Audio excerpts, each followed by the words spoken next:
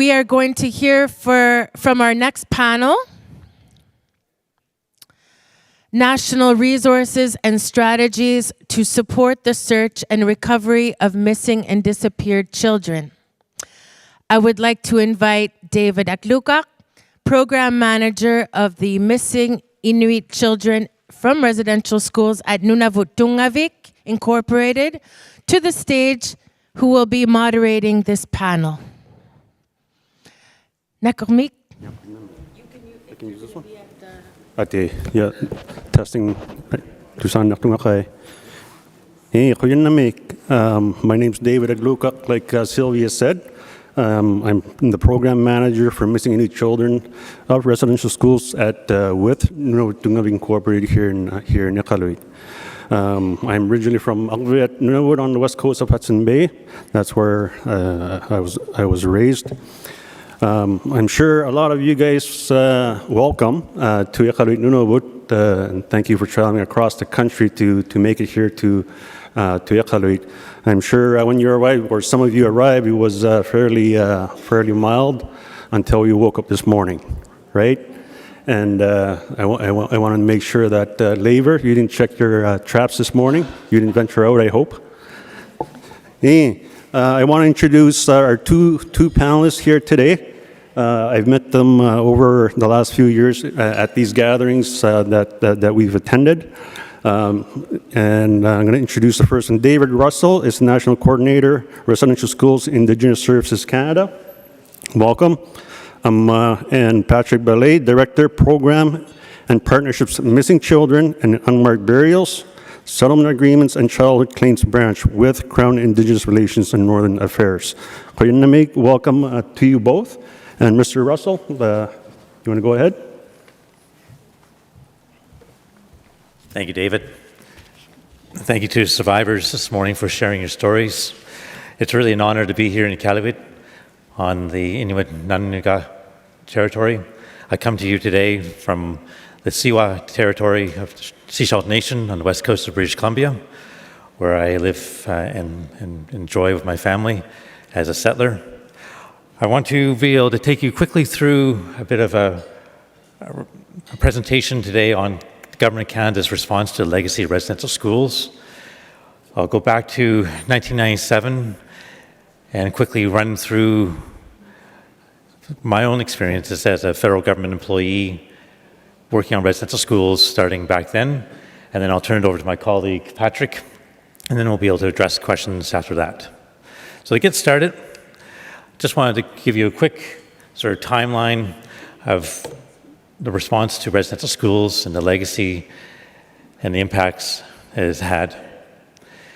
In the early 1990s, as you all may know, National Chief Phil Fontaine shared his story on the journal, CBC, with Barbara Frum.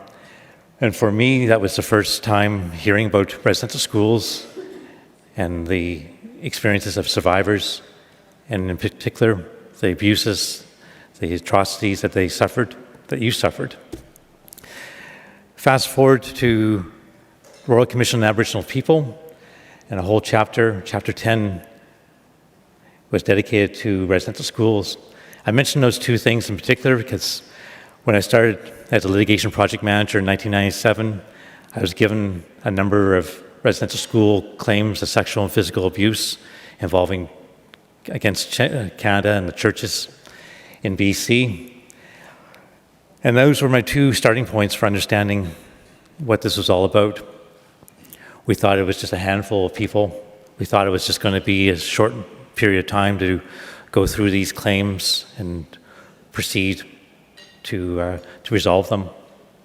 But very quickly, those few claims became hundreds of claims, including from the north. The first claim I started working on from Chesterfield Inlet was from 1999, where I learned about Jokiel Hall and Sir Joseph Bernier School and the impact of the missionary oblates and the nuns and the Government of Canada's work on children during that period. We fast forward to the response to dealing with the the first court trials that took place. The first one that I was involved with, Willie Blackwater, survivor from Alberni Residential School in BC. Him and another group of men were the first ones to face government and church lawyers in Nanaimo, BC.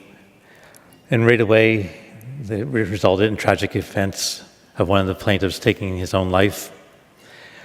And for us working on the government side, we quickly saw that there was a huge gap on the mental wellness and crisis counseling supports, and worked with our colleagues in Health Canada to address the needs for survivors, families participating in litigation claims events. By the early 2000s, we were looking at a different way to deal with litigation claims as hundreds became thousands. An alternative dispute resolution process with adjudicators, with mental wellness supports, was rolled out.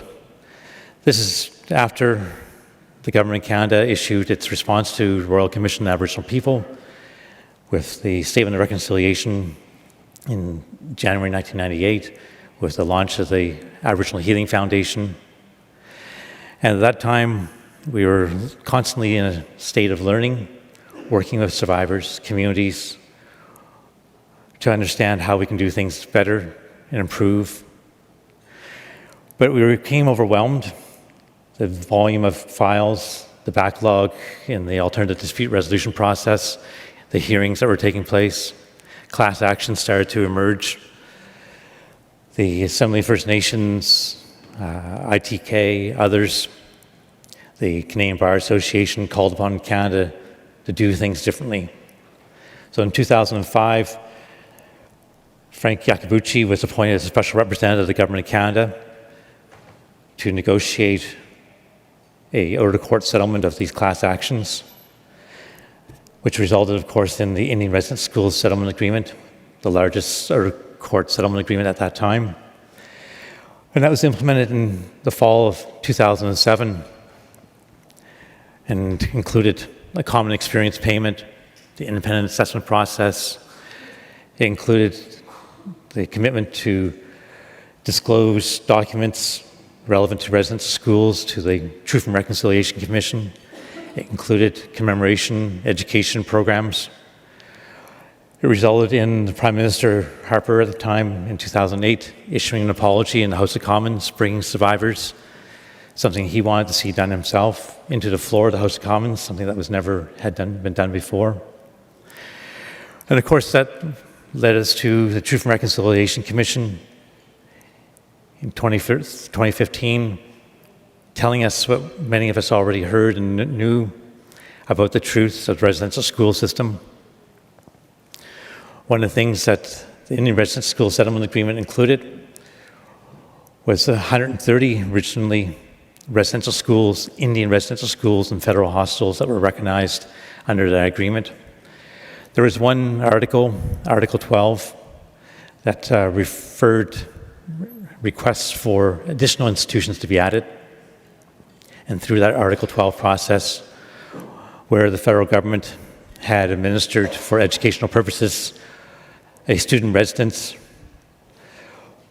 those institutions could be added to the settlement agreement. So by the time the Truth and Reconciliation Commission issued its final report, the number was 139. One more was added, one from Nunavut. Kavalik Hall in Rankin Inlet was added by the courts in 2018, and that became 140 institutions recognized through the Indian Resident School Settlement Agreement. In 2020, Parks Canada, after consulting with survivors and communities, declared the resident school system to be a national historic event, and 4 former resident school sites were declared national historic sites. And things seem to be, I shouldn't say quiet, but on May 27, 2021, Iqaluit Tshwepum announced to the world that 215 children were buried at Kamloops Residential School. For some of us who had the honor to hear survivors' stories previously. We were not surprised. This is news that we had heard about previously at different schools. And that summer of 2021 really galvanized everyone's attention on the urgency to deal with missing children and unmarked burials and to support survivors and communities. It resulted in Minister Mark Miller, who was at that time Minister of Indigenous Services Canada, to travel to some communities, including to Iqaluit, as well as with Shuswap First Nation on Vancouver Island and other places, and hear firsthand. In August 2021, ministers announced $320 million to address those short-term needs relating to missing children and unmarked burials. There was a commitment for a national monument in Ottawa for $20 million over 5 years. There was a commitment of $100.1 million for Indigenous Services Canada to work with communities who had former residential schools on their territories, on their reserves, and are still using those buildings. There was $107.3 million announced to boost the surge capacity that was needed for mental wellness supports, the crisis lines. There was such a spike in activity and such a spike in need. We heard just a few minutes ago before the break about the need and ongoing pressure of mental wellness supports, both cultural supports as well as professional supports. There was also Parks Canada, as part of the response, received funds to work with communities on commemorating former residential school sites. So that response in 2021 and through Budget 2022 has been part of the Government of Canada's pressures and response to the overall legacy of residential schools. There's so much more that continues to happen behind the scenes, supporting the events like this. Having Kimberly Murray appointed as the Special Interlocutor in June 2022. Seeing the National Advisory Committee that Patrick will talk to being appointed as well, so that the expertise, the capacity for community survivors can be supported. Of course, I forgot to move the clicker forward. Indigenous Services Canada, just briefly, I mentioned most of the aspects of what we support in my department.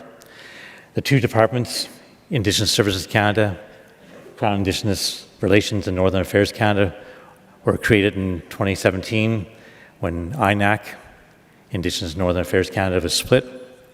So for Indigenous Services Canada, we have our 7 regional offices in the southern part of Canada, and then First Nation Inuit Health Branch working across northern Canada. We have invested $700 million in these past few years, since April 2021, for mental wellness and counseling supports, not only for residential schools, but other colonial imposed trauma through murder, missing Indigenous women and children and girls, day schools litigation, the 60 scoop.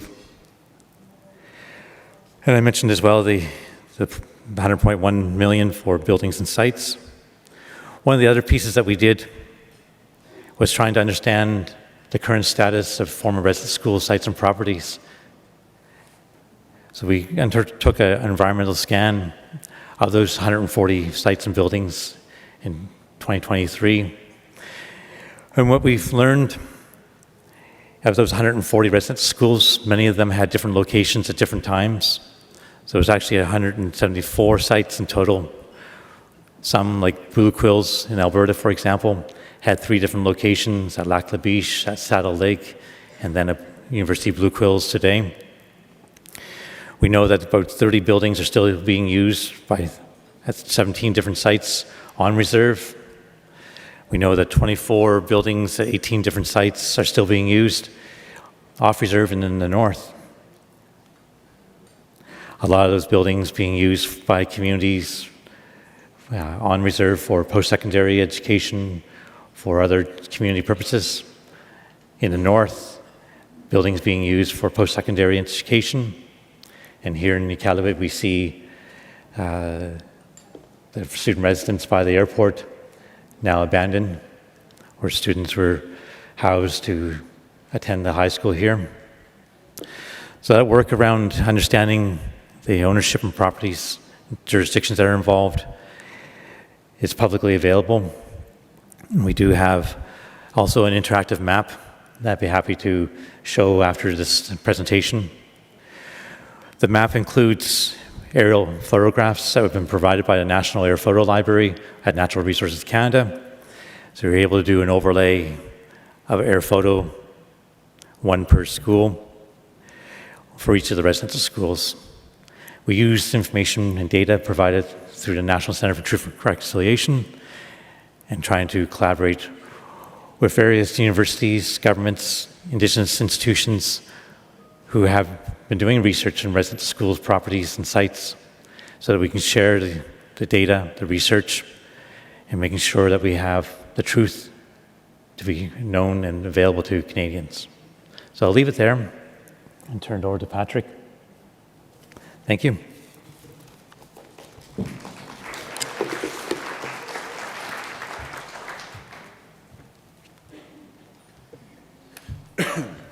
Hello, everyone.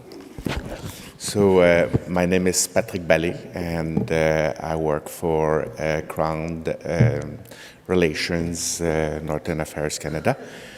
And so I'm very honored, very happy to be here.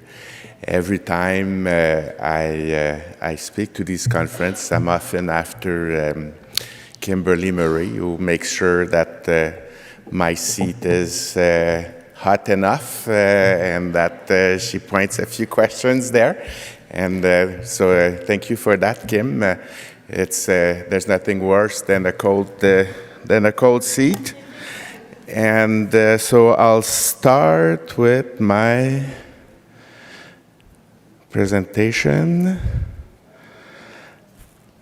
Actually, I'm going to talk to you about the Residential School Missing Children Community Support Fund. So long name. It's a fund that provides funding to almost every project going on in Canada. Communities seeking their lost children in residential schools.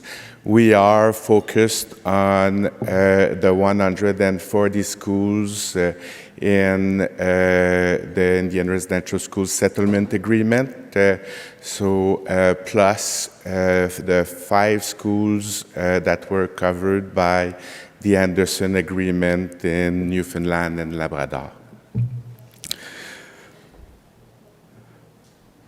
So this is a nice white slide, probably because of the blizzard. All right, so Residential School Missing Children Community Support Fund.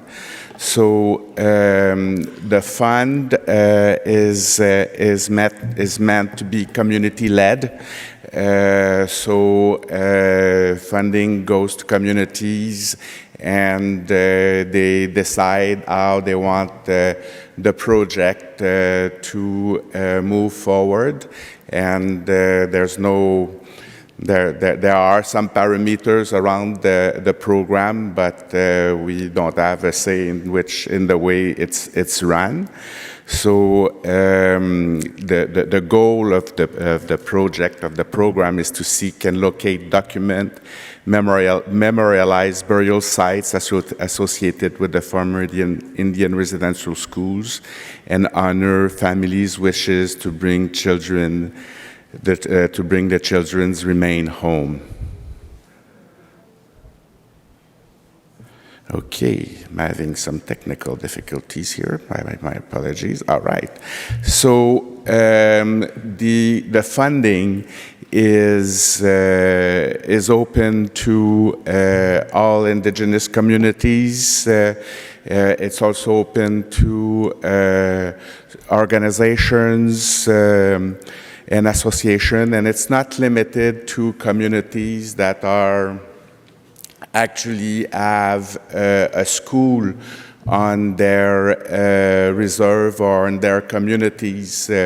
We know, so I'll talk about, the type of funding later, but I just want to say that some communities have had children taken and they want to memorialize that experience. They want to understand the story. So funding is available for them as well.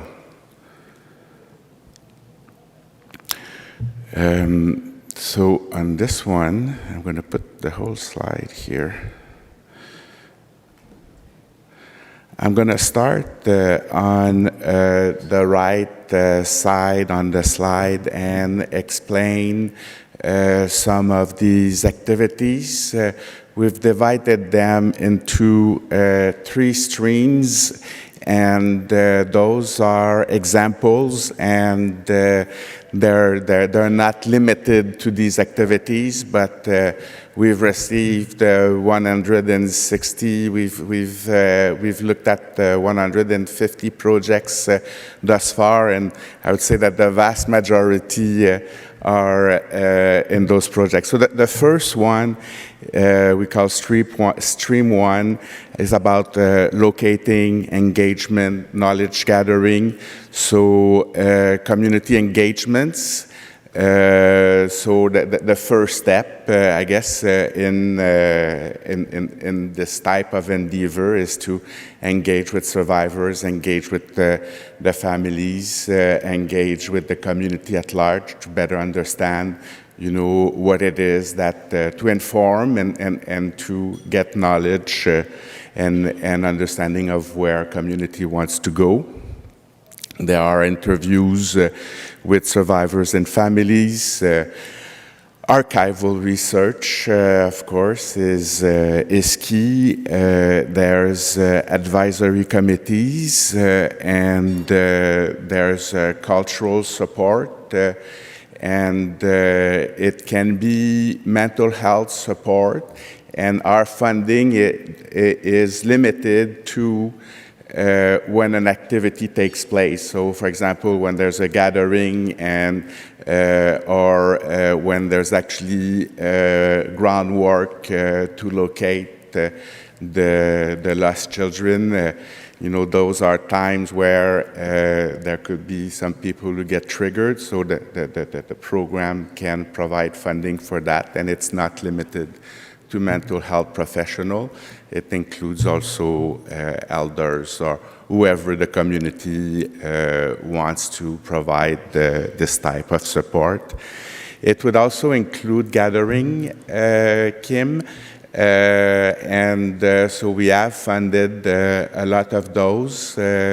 No gathering at a national level, but regional gatherings, and also we have organizations like Anishinaabe Aski Nation that has organized a few gatherings thus far. So that type of regional gathering is eligible, and eventually, when you won't be there anymore, and there's if a group wants to take on that responsibility, this would certainly be eligible funding.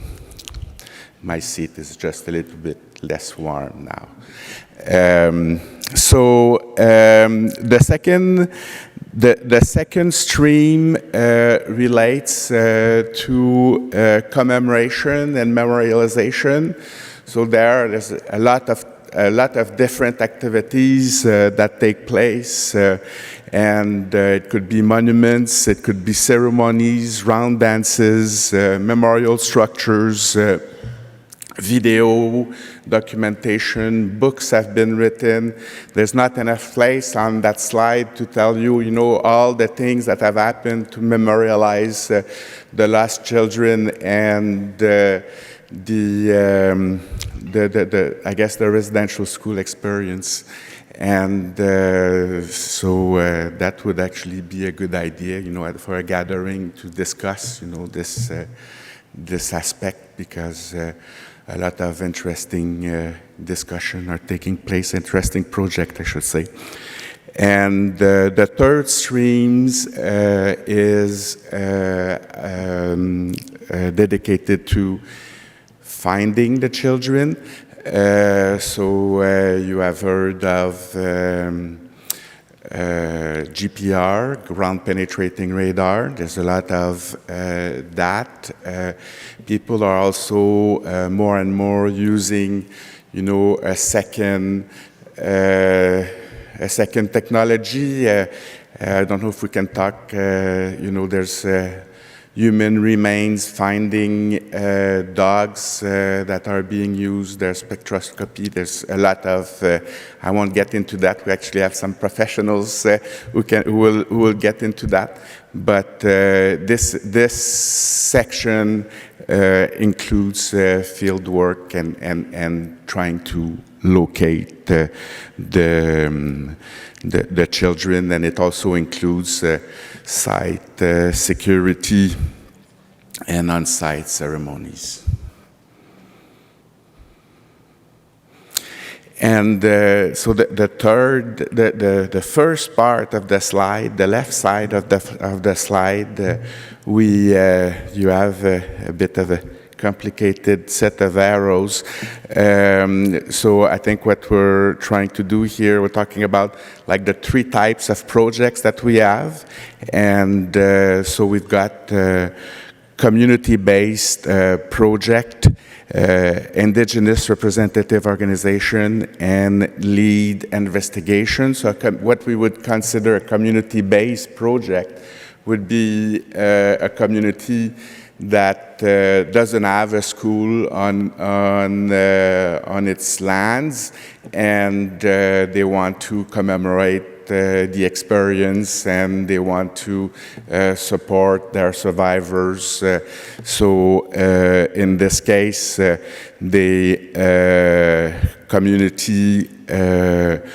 community funding would focus most of all on Stream 1. And then you have indigenous representative organizations. And so in this case,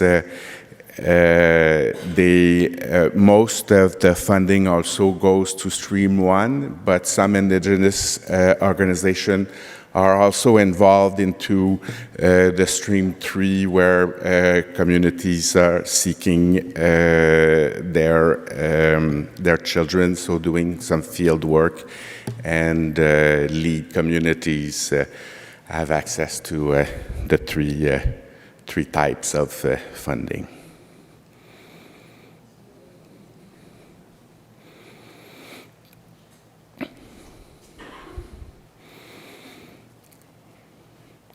So here again, I'm talking about phases. I guess I'm sharing also, some of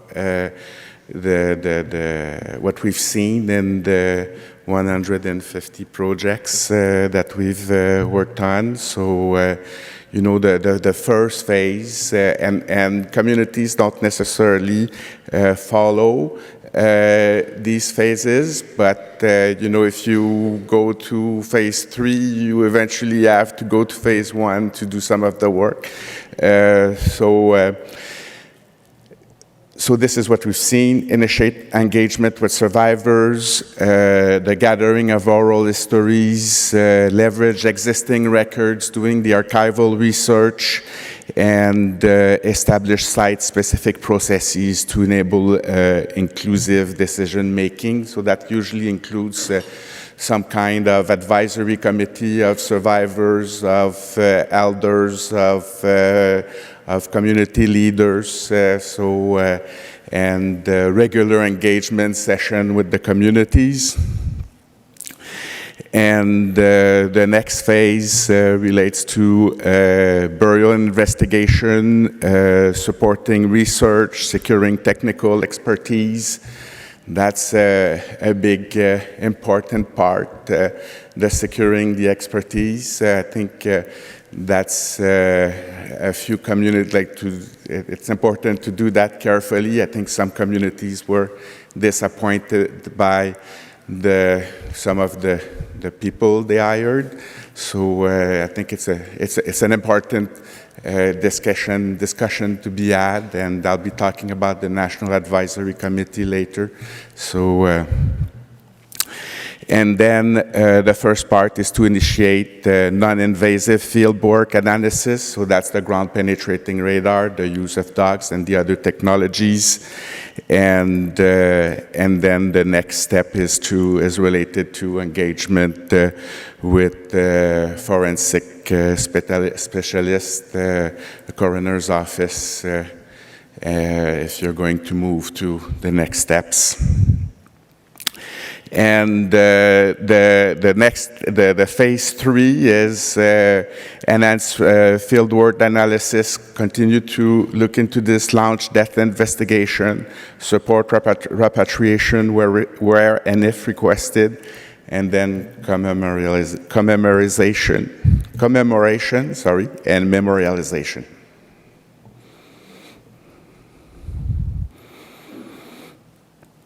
I wanted to show you a little bit how our funding was divided in Canada. So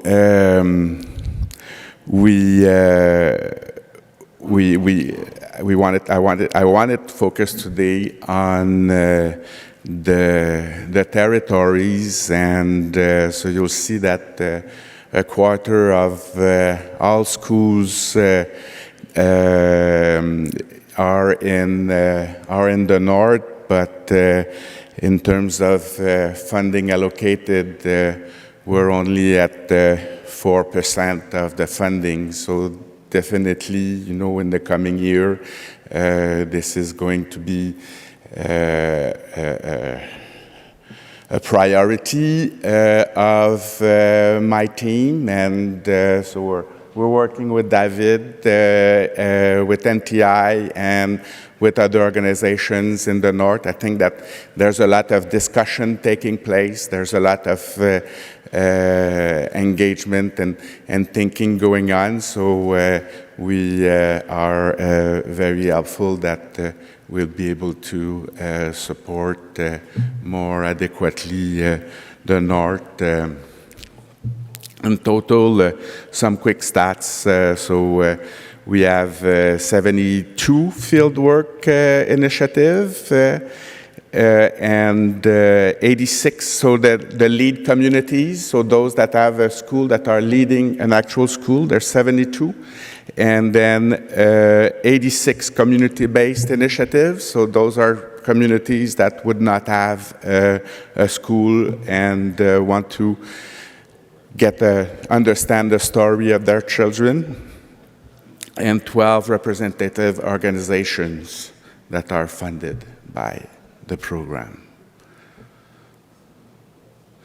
In the north right now, we have 4 projects. We have more than 4 projects, but I would say that these are the main projects. So in the Northwest Territories, we have the Iqaluit Regional Corporation, and their project was just accepted recently, and they're basically working on research and commemoration related to to Iqaluit, and capacity building, and a video also to document the work that they've done. We also have the Yukon Working Group at this time, more or less at this time of the year. Last year, we were in Yukon, and I made a similar presentation. And this is a group of it's a group of communities and organizations that have come together to develop a territorial-wide approach and identifying priorities, and it's a very interesting model. and some good things are happening there. And it could be a potential model also that could be replicated elsewhere in the north. We have Denenukwe. It's a community in NWT, and they're conducting a field work initiative. They're engaging with communities also that have been affected by their school in Fort Resolution. And they're working on every aspect of the project.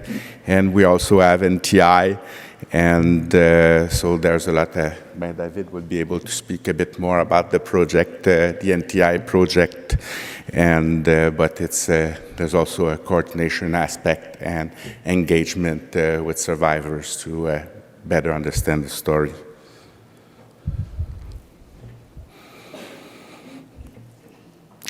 I'm going to quickly talk. So this is not a CERNAC. The two next slides, CERNAC is part of it, but they are initiatives that are led by people outside of government with government support. So the first one is the Indian Residential School Document Advisory Committee. So you've heard about the millions of documents that are left to be, that could be useful for communities. So those here I'm saying 23 million documents of potentially relevant documents.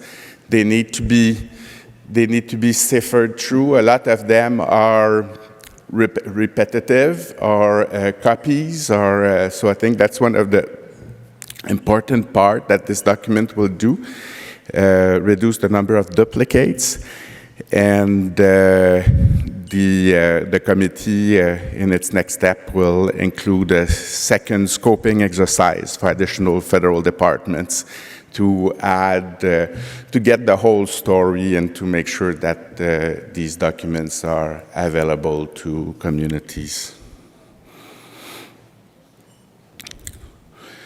The next one should be a resource for all communities that are seeking their lost children. It's the National Advisory Committee on Missing Children and Unmarked Burials. So it's a committee of experts that provide support to communities. There's various area of expertise around archival research, ceremony and memorialization. There are forensics experts, experts in ground search, GPR, and then there's also investigative or investigation expertise within the National Advisory Committee. So they also organize regional gatherings where communities have the opportunity to meet with these experts and ask the questions.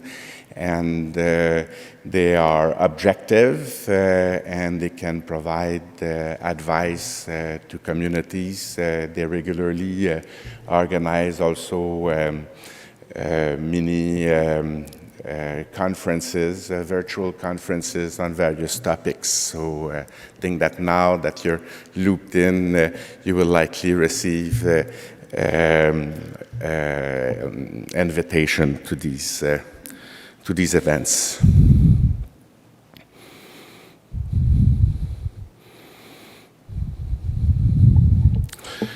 So in terms of next steps for us, you know, we will continue to connect with communities. We have at this point community leaders for 66% of the 140 schools. And so we want to, certainly focus on the north to make sure that, all the schools are addressed and there's a strategy for all of them.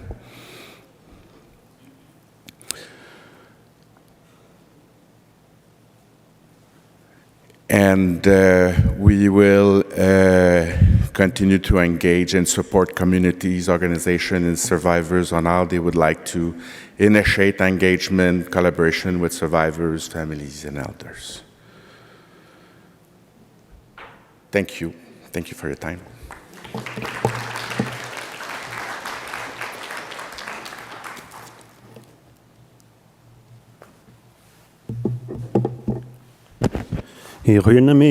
Patrick, David, for your presentation. Thank you very much for the information you provided this morning.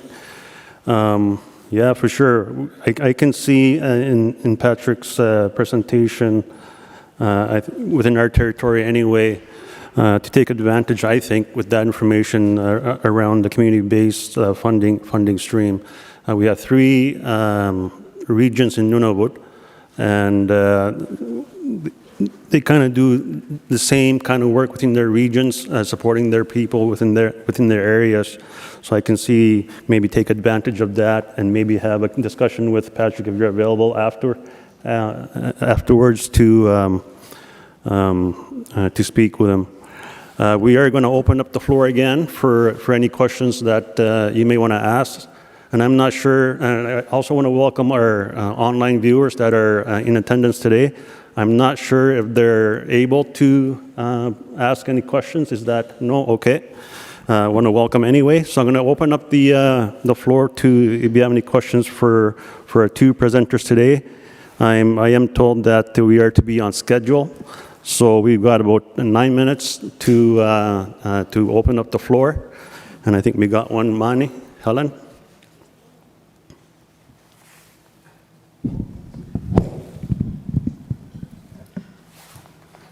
There's no mics for short people. Udlakut David, Konai Kayoktut, Inuin Nainlo, First Nations good, Métis good, Government good, Kim. I would like to see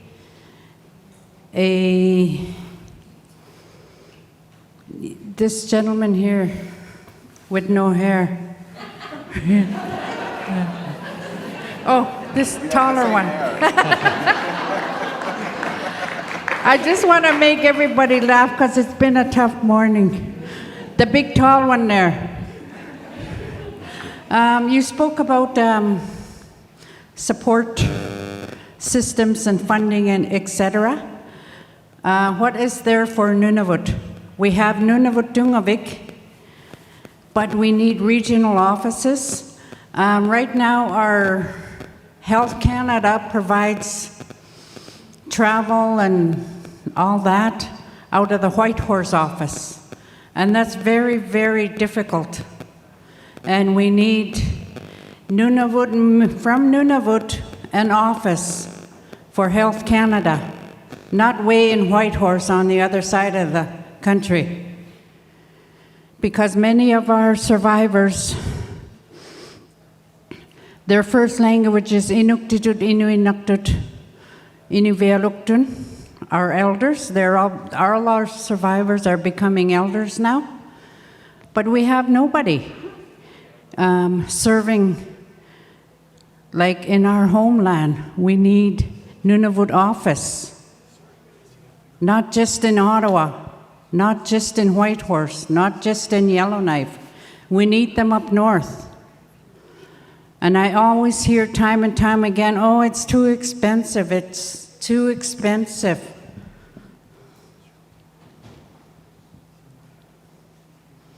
That's my question or whatever. Thank you. Thank you for your question. I'll take the response. I work with Indigenous Services Canada, which inherited the First Nations Inuit Health Branch from Health Canada as part of that split in departments back in 2017, really. So FNIB, First Nations Inuit Health Branch, has its Northern Regional delivery of mental wellness supports, professional counseling supports across the north. I think there's close to 18 support workers been brought in from all across Northern Canada to be at this event here today, including staff from the White Horse office, from Yellowknife. We have with the program, the ability to support community-based mental wellness supports, and that is delivered directly through local service providers on the ground. And maybe afterwards we can talk more about the specifics of what the needs are for Nunavut and the regions. But thank you for your question. Helen, we have a question over here. Go ahead. So I have a couple of questions anyway. So first question, I guess, to you, I guess, what is truth and reconciliation to you? That's my first question. Truth and reconciliation means listening, hearing the experiences of survivors, the impacts on families and communities, acknowledging those truths and responding in a way that addresses those truths through reconciliation, through real meaningful action, through what I presented in terms of Government Canada and the work that we've been doing to try to address the legacy of residential schools. That's a big part of reconciliation, but it's not a checkbox. It's an ongoing 7 generations process, educating ourselves, educating Canadians, working together to identify the priorities for reconciliation, for healing, for health, for economic, and be able to support communities, Indigenous communities moving forward. So here's the second question. So 1930s, 1940s, the RCMP, the Roman Catholic, federal government, and the provincial government came together to create a crisis within our areas, within all the different provinces in Canada.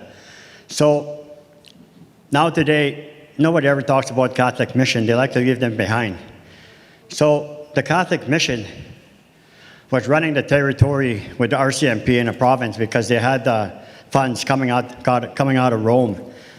So today, they don't even distribute nothing, zero. The feds are ignoring them because they don't really want to go after them because they're a big organization or maybe a big company or something, because you can see their area in Rome where it's all full of gold.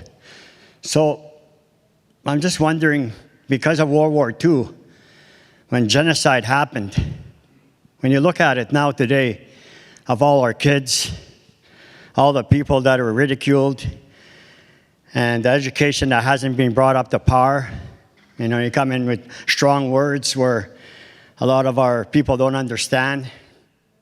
Sometimes it's confusing. So the question is, why is the Roman Catholic not involved? Because they're the ones that started all this stuff. Thank you.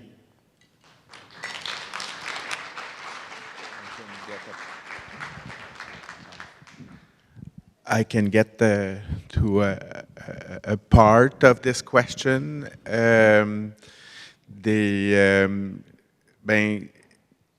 they are involved in certain communities. There are certain communities that have established a relationship with the diocese, and they have established a way to access documents, and but they are not involved. They are not involved in our program because we wanted to have this program focused on communities and indigenous people. And there is, I understand, also a broader level committee that is working with the Catholic Church and other churches that were involved. You have something to add? We're going to make, we've got our last two people to ask questions. After that, I think we'll break for lunch. Join us. Thank you. I'll use the last minute of the 9 minutes. Thank you. I'd like to ask Patrick a couple questions. Can you give me the definition of unmarked? Because within my job, I deal with unmarked graves for those who passed away from TB, and we're always looking for funding. In fact, we found 17 unmarked graves east of Montreal, and they're not residential school, but they passed away from TB. I just want a definition of unmarked and how when I understand it, then I'll able to work around with your definition and my definition to get that money. My other question is, with those fundings available, I'm sure there would be a carryover policy, because sometimes we get money from the federal government and then we have to return them. I just want to know if how easy that funding is in terms of carryover. Thank you.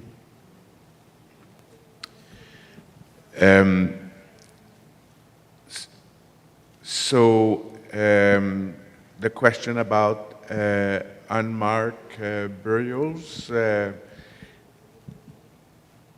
we would let you define, what an unmarked, like I don't have specific parameters to identify or to determine what an unmarked burial is, and I will certainly never argue with you with respect to if a burial is unmarked or not. And we sometimes the burials are marked and the people don't know where they are at, and the funding can be used for that. In terms of carryover funding, so it's a multi-year funding agreement, and all funding can be carried over within the parameters of the funding agreement.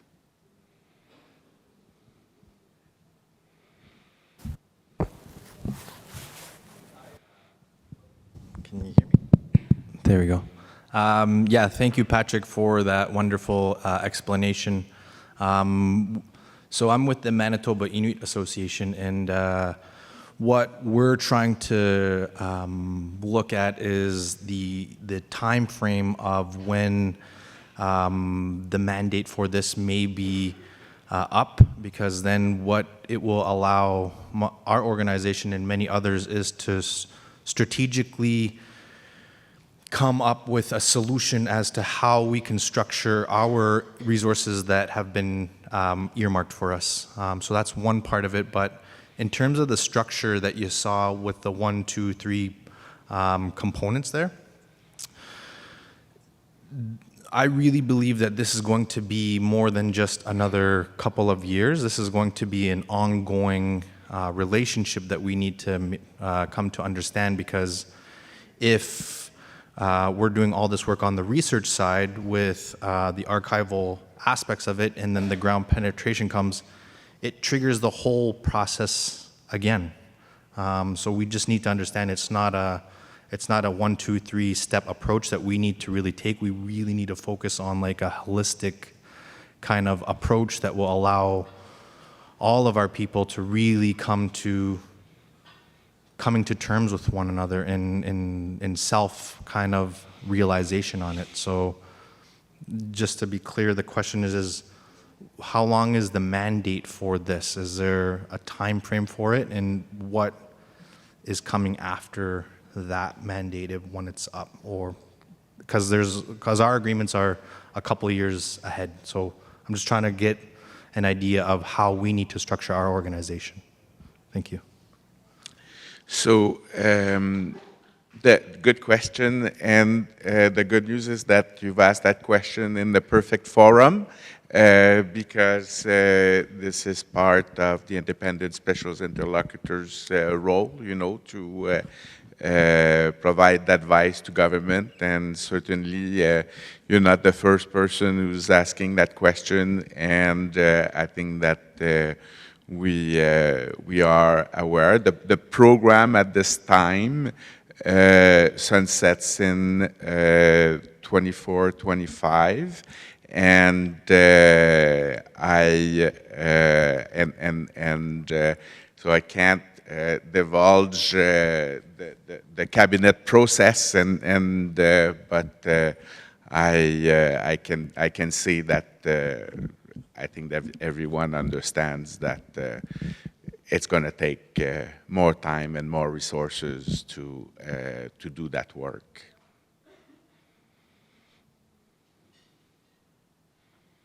And what I can say also, I will be. I have some information on my programs. If you have information-specific questions, and I will be outside, and you can grab me at any time. And if you want to discuss, if you have more questions, I'm certainly very much available to talk to you. I think quickly, one last question from. Yeah, awake, Waitap, Dave Manuel, Squest, the Kamos the Swapnik, one of the community players there. And I've been working, part of my portfolio as a community counselor is to be able to help with the Lesquay, and we're very lucky to be able to have former councillor Jeanette Jules and former Chief Fred Seymour to help with the managing of the Lesquay. I have a couple of feedback on your presentations, Patrick and Dave. One of the things with Dave, the map that you shared, it shows 140 residential schools across Canada. Hopefully, our work that we're doing and the research that we're doing, it's very complicated when we have a residential school and there are so many students that were coming from all over the region. Hopefully, you're able to do that research to help support the work that's being done, so that you can be able to, if that map is interactive, to be able to click onto that and then be able to have a scope of the regions of where the students are coming from. So are you able to answer that? Yes, and that's part of the data set that we wanted to make more publicly accessible, is to have the communities where children were taken from being linked to each of the residential school sites. Okay, that's good. That's very helpful in the healing process, right? And the truth telling. The other part is to be able to, for Patrick, when we talk about phase one of the things that we're really towards all the time is ceremony and mental health. It needs to be really recognized in the phase one approach, because one of our things that we always go to our knowledge keepers, our spiritual leaders, and be able to help and support the work that's being done. And as we mentioned earlier in the conference here, the elder was talking about looking after the ones that are doing the work. So we're always supporting the people that are coming in and helping in the process, and with our spiritual knowledge keepers. So in phase one, I think that needs to be really recognized there. So just some feedback on your guys' presentation. Kuksjam. Thank you. We're going to make for all the questions that were presented today. We're getting into our lunch hour now, and I think this will end this session, this panelist. And I want to thank David and Patrick for your time. Thank you.